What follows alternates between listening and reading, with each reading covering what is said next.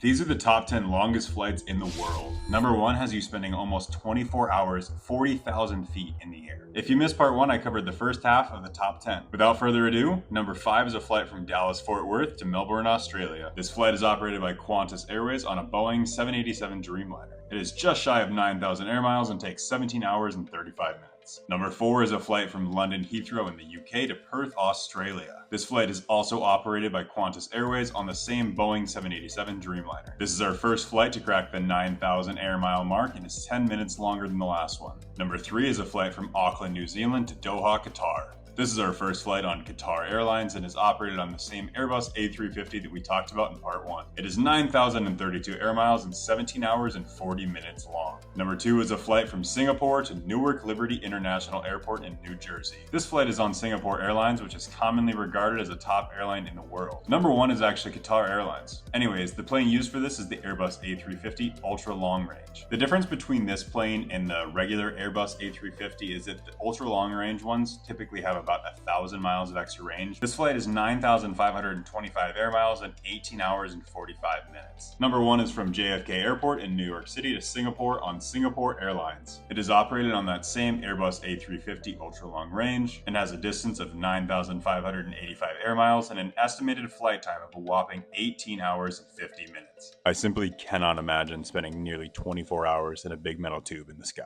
Comment below if you want to see the top 10 shortest flights in the world next.